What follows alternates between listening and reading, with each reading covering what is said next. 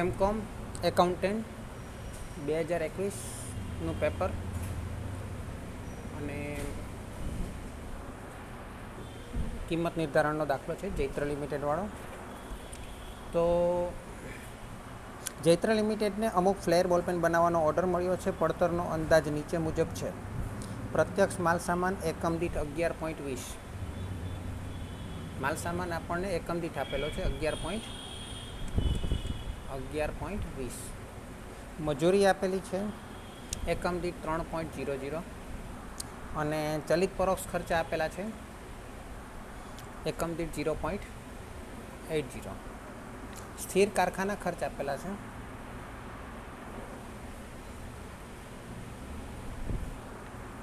$6,60,000 અને સ્થિર વેચાણ અને વહીવટી ખર્ચ આપેલા છે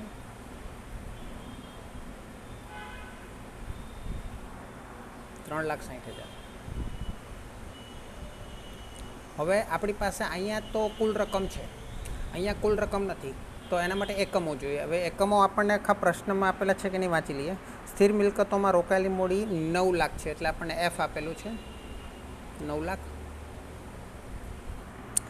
ચાલુ મિલકતોમાં રોકાયેલી મૂડી વેચાણના 50% છે. ચાલુ મિલકતો એટલે આપણે વર્કિંગ કેપિટલ, એટલે 50% છે. રોકાયેલી મૂડી પર વળતરનો દર 20% છે, એટલે આપણું જે આર છે તે 20% છે. રોકાણ પર વળતરની પદ્ધતિ મુજબ વેચાણ કિંમત 20 છે, એટલે વેચાણ કિંમત આપણને એસ આપી દીધેલી છે 20 છે, પણ એકમો આપેલા નથી. હવે એકમો સૌથી પહેલાં આપણે ધારી લઈએ કે એકમો એક્સ એકમો હોય, વેચાણના એકમો એક્સ હોય, તો આને ગુણ્યા આપણે એક્સ કરીએ તો આપણને કુલ રકમમાં મળશે 11.20x. આને ગુણ્યા 3 કરી એક્સ કરીએ તો આની કુલ રકમ મળશે, હા એસ આપેલું છે, એક્સ નથી, વેચાણ કિંમત નથી. અને 0.80 વેચાણ કિંમત છે, વેચાણના એકમો નથી. એમ વેચાણના એકમો આપણે એક્સ ધારી લેવાના છે, એટલે 0.80x બરાબર છે. એટલે કુલ ચલિત ખર્ચ કેટલા થઈ જશે? કુલ ચલિત ખર્ચ કેટલા થઈ જશે? સરવાળો કરો. 11.20 + 3 + 0.80 12 15x થઈ જશે.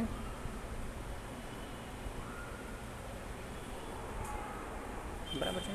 હવે સ્થિર ખર્ચ એની અંદર પ્લસ કરીએ એટલે કુલ પડતર મળશે. સ્થિર ખર્ચ પ્લસ કરીએ એટલે તો કુલ પડતર આપણને મળશે તો 6,60,000 + 3,60,000 એટલે 10,20,000. એટલે કુલ પડતર મળશે 10,20,000 + 15x, કે કુલ પડતર એટલે ચલિત અને સ્થિર બંનેનો સરવાળો ને. ઓકે, હવે આપણે સૂત્ર મૂકીએ, કારણ કે આપણી પાસે એસ તો આપેલું છે. તો વેચાણ બરાબર શું? તો કુલ વેચાણ ઉપજ કેટલી આવે? કુલ વેચાણ બરાબર વેચાણ કિંમત ગુણ્યા વેચાણના એકમો. વેચાણ કિંમત એસ છે, એસ બરાબર 20 છે, અને વેચાણ એકમો એક્સ છે, એટલે આપણને કુલ વેચાણ મળશે 20x. અને હવે કુલ વેચાણનું સૂત્ર શું છે આપણું શોધવા માટે? તો total cost plus RF upon 1 - WR, બરાબર ને, RW. હવે વેચાણ આપણી પાસે 20x છે, બરાબર. ટોટલ કોસ્ટ આપણી પાસે 10,20,000 + 15x પ્લસ R 0.20 અને એફ આપણી પાસે છે 9 લાખ. ચલો હવે એના છેદમાં 1 - W એટલે 0.50 આપેલું છે, અને R 0.20. ચલો 20x તો છે જ અહીંયા. હવે 9 લાખના 20% એટલે 1,80,000. 1,80,000 + 10,20,000 એટલે 12 લાખ. 12 લાખ પ્લસ 15x છેદમાં 0.50 ગુણ્યા 0.20 એટલે 0.01. અરે 0.1, 0.20 એટલે 0.1. હા 0.1, 1માંથી 0.1 માઇનસ કરે 0.9. આ 0.9ને ડાબી બાજુ લઈ જઈએ તો 20x ગુણ્યા 0.9 એટલે 18x થઈ જશે. बराबर 15x ने डाबी बाजू लावीए तो माइनस थी जैसे एटले आपने मळशे 12 लाख। 18x मांथी 15x जाए तो 3x बराबर 12 लाख। तो x बराबर 12 लाख भाग्या 3 एटले 4 लाख। एटले पहली बात तो आपने एकमों मळ्या, वेचाण एकमों 4 लाख। હવે વેચાણ એકમો મળ્યા તો હવે આપણે વ્યવસ્થિત પત્રક બનાવી દઈએ પહેલાં તો પડતરનું। ઠીક છે, ચાલો। તો સૌથી પહેલાં આપણને પ્રત્યક્ષ માલ સામાન આપેલો છે, તો માલ સામાન એકમ દીઠ 11.20 છે અને એકમો 4 લાખ છે, એટલે કુલ માલ સામાન કેટલા આવશે?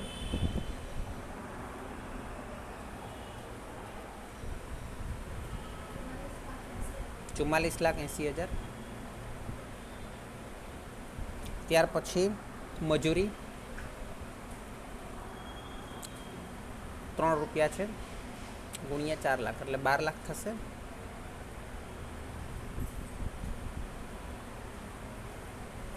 પછી ચલિત પરોક્ષ ખર્ચા એટલે આપણને પ્રાથમિક પડતર તો અહીં મળી ગઈ, અહીં આપણને પ્રાથમિક પડતર મળી ગઈ 56,80,000। પછી કારખાના સ્થિર કારખાના ખર્ચા ને ચલિત પરોક્ષ ખર્ચા આપેલા છે, ભાઈ કારખાનાના જ લેવાના। કારખાનાના ચલિત પરોક્ષ ખર્ચા 0.8 ગુણ્યા 4 લાખ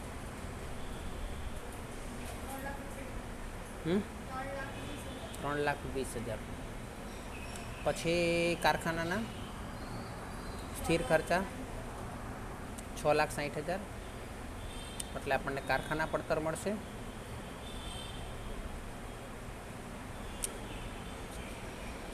6,66,00,000। હવે એની અંદર સ્થિર વેચાણ અને વહીવટી ખર્ચા 66,60,000 નહીં આવે,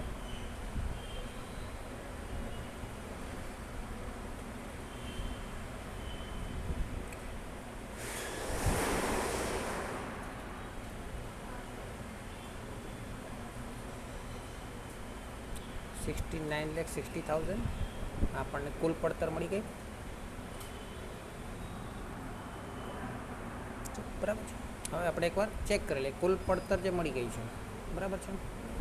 હવે વેચાણ, વેચાણ કેટલું છે તો કે વેચાણમાં એકમ દીઠ 20 રૂપિયા છે, એટલે હાલમાં આપણે જોઈએ તો વેચાણ તો કે 20 રૂપિયા ગુણ્યા 4 લાખ 80 લાખ। એટલે નફો કેટલો મળશે?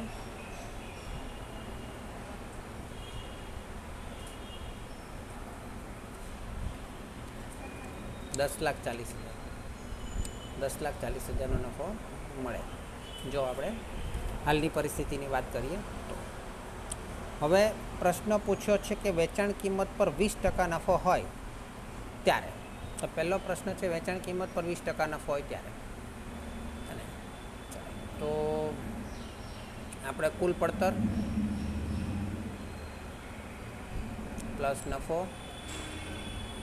અને વેચાણ કિંમત।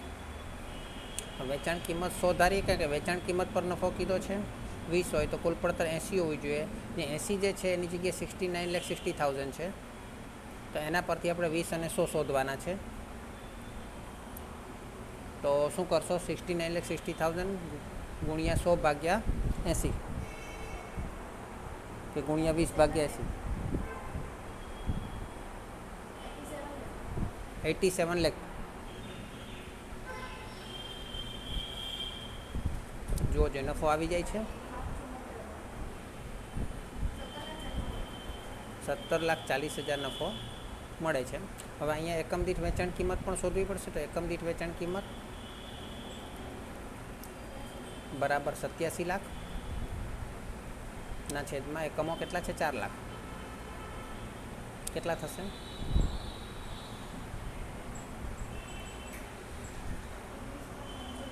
21.75%।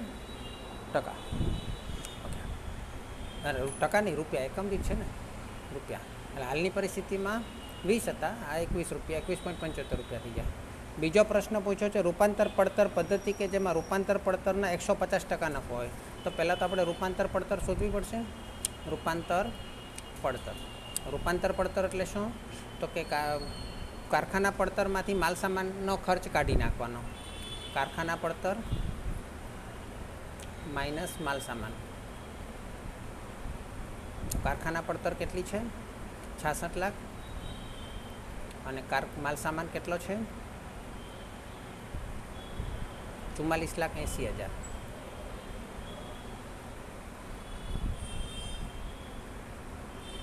તો 66 લાખમાંથી 44,80,000 બાદ કરો.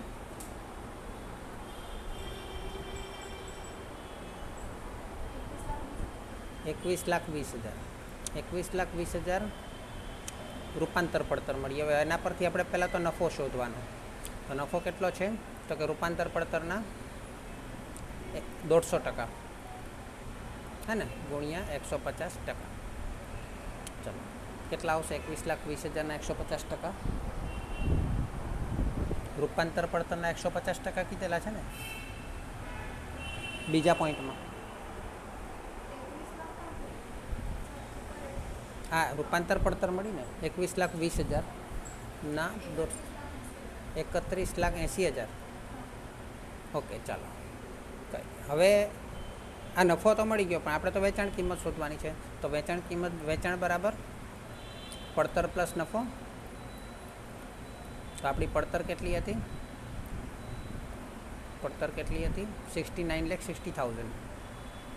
69,60,000 પ્લસ નફો 31,80,000 લેવાનો છે.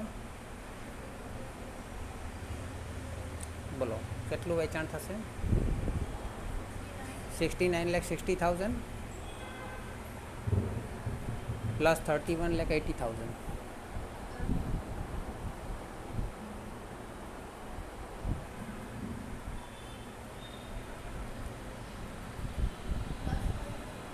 પ્લસ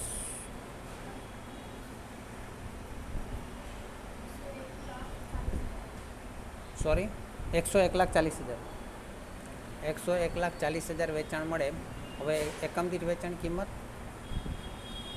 તો 101,40,000 ભાગ્યા જેના એકમો કેટલા છે? 4 લાખ.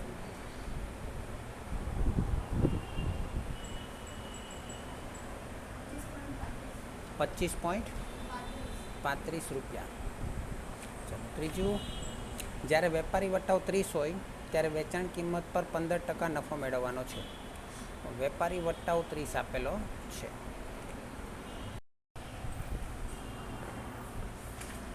ચલો વેચાણ કિંમત, હવે આપણે વટાવ શોધવાનો છે. તો વટાવ કેટલા ટકા કીધો છે? વેપારી વટાવ 30% હોય અને વેચાણ કિંમત પર 15% નફો મળે. એટલે વેપારી વટાવ બાદ કર્યા પછીની વેચાણ કિંમત પર 15% લેવાનો હોય. એટલે ધારો કે વેચાણ કિંમત પહેલાં આપણે શોધી લઈએ. ધારો કે વેચાણ કિંમત 100 માઇનસ વટાવ 30%. એટલે આપણે ખરેખર જે રૂપિયા મળશે વેચાણ ઉપજ, એ વેચાણ ઉપજ કેટલી હશે? 70 હશે. હવે આ જ 70 હોવા છતાં પણ આપણને 15% વટાવ આપ્યા છતાં પણ આપણને 15% નફો મળવો જોઈએ. બરાબર છે. તો બરાબર, એ 15% પાછા કોના ગણવાના? આ 100ના જ ગણવાના, વેચાણ કિંમતના. તો 100ના 15% એટલે 15. એટલે 70માંથી બી 15 રૂપિયા તો આપણો નફો છે. ડિસ્કાઉન્ટ કાપ્યા પછી બી 15 રૂપિયા તો આપણો નફો છે, હે ને. એટલે આપણને પડતર કેટલી થશે? 55. હવે 55 છે પડતર. હવે આપણી હાલમાં પડતર કેટલી છે? હાલમાં પડતર 69,60,000. હાલમાં પડતર કેટલી? 69,60,000. તો એના પરથી આપણને 100 વેચાણ કિંમત મળી જશે. 69,60,000 ભાગ્યા 55 ગુણ્યા 100 પૂર્ણાંકમાં જ આવશે.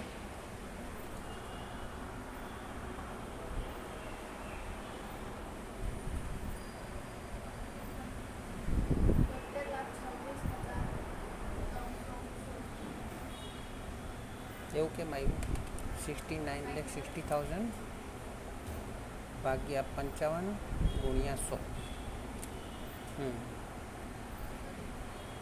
69,60,000 ગુણ્યા 100 ભાગ્યા 55 પોઈન્ટ પૂર્ણાંકમાં નહીં આવ્યું, કંઈ વાંધો નહીં. હવે 12,65,000 નહીં, 126,54,545. 126,54,545. હવે જો તમે એને 30% કરો પહેલાં,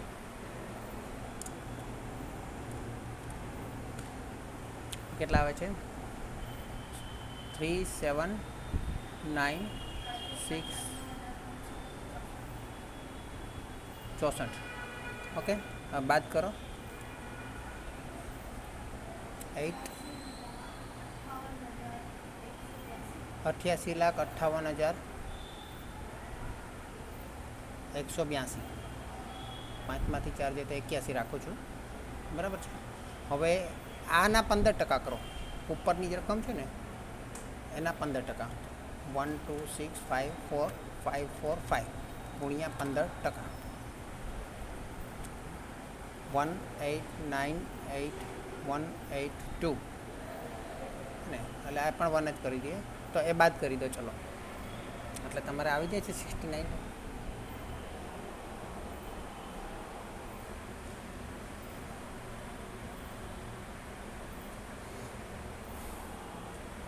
$88,58,181 માઇનસ 18,98,181. 18,98,181 આવી ગયા ને? ચલો, તો આપણી વેચાણ કિંમત કેટલી રહેશે? વેચાણ કિંમત 1,26,54,545. અને એને એકમ દીઠ વેચાણ કિંમત બરાબર 1,26,54,545 ભાગ્યા 4 લાખ.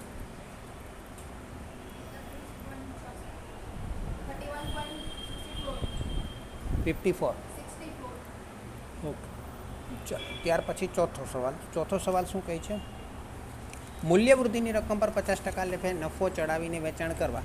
મૂલ્યવૃદ્ધિ આમ રૂપાંતર જેવું જ છે, પણ મૂલ્યવૃદ્ધિમાં કુલ પડતરમાંથી માલ સામગ્રી બાદ કરીને નફો શોધવાનો, અને નફો છે તે કુલ પડતરમાં પ્લસ કરવાનો. રૂપાંતર પડતરમાં શું કરતા હતા? આપણે કારખાના પડતરમાંથી આપણે માલ સામાન બાદ કરતા હતા અને નફો શોધતા હતા, અને નફો શોધ્યા પછી એને કુલ પડતરમાં પ્લસ કરતા હતા.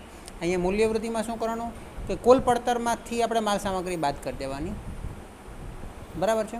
અને જે બચે એમાંથી એના પરથી આપણે નફો શોધવાનો, અને નફામાં નફો ઉમેરવાનો કુલ પડતરમાં, એટલે આપણને વેચાણ મળશે. ચલો, તો આપણે મૂલ્યવૃદ્ધિની રકમ બરાબર કુલ પડતર માઇનસ માલ સામાનના ખર્ચા, કાચા માલના ખર્ચા, વપરાયેલ માલની પડતર. તો કુલ પડતર તો 69,60,000 છે, અને માલ સામગ્રી 44,80,000.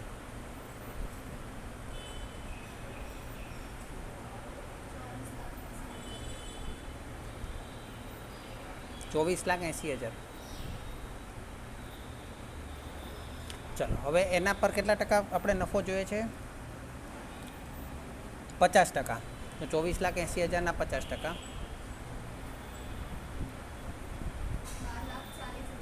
12,40,000. આ 12,40,000 શેમાં ઉમેરવાના?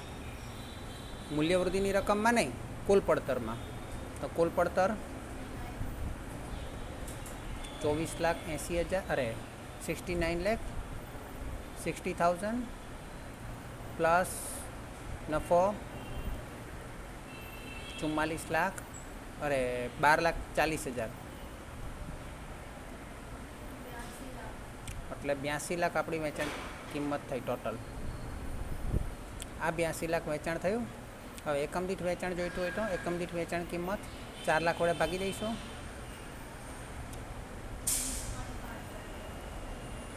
82 લાખ ભાગ્યા 4 લાખ કેટલા કીધા? 20.5 રૂપિયા.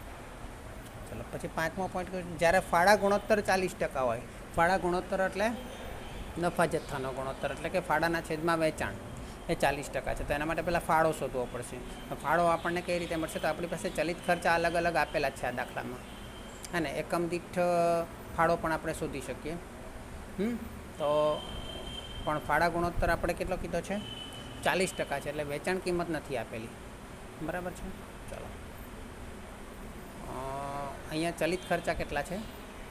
તો એક તો અહીંયા ચલિત છે, આ બી ચલિત છે, અને આ બી ચલિત છે. અથવા તો એકમ દીઠ ગણીએ તો હા. હવે એકમ તો આપણી પાસે 4 લાખ છે જ.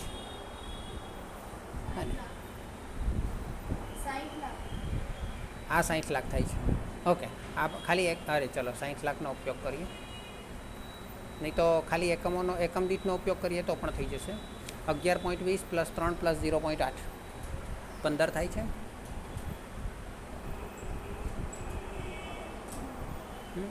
તો બંને રીતે થાય. વેચાણ બરાબર સૂત્ર બોલો ફાળા ગુણોત્તર માટે. વેચાણ એકમો બરાબર, ચલો એકમોથી કરીએ. વેચાણ એકમો બરાબર S - V/S.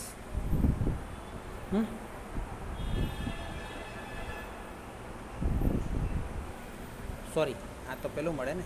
વેચાણ એકમો બરાબર F પ્લસ નફો. ફાળા ગુણોત્તર 40% કીધો છે ને.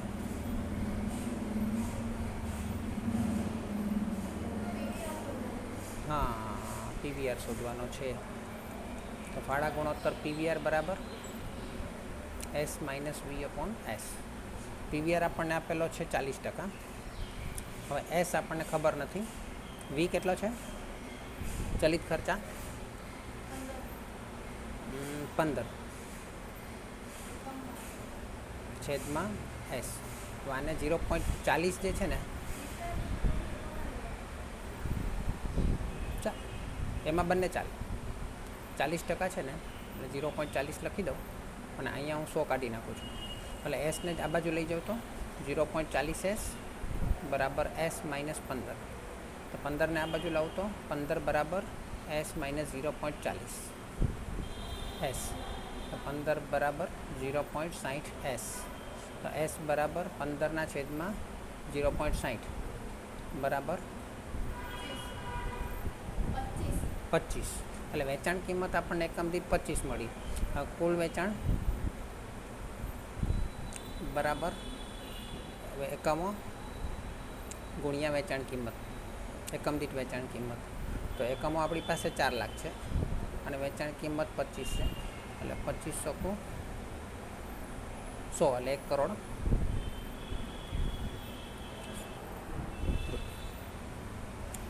હવે બીજું કોઈ કીધું છે? બસ પતી ગયું. આ તમારો દાખલો પૂરો.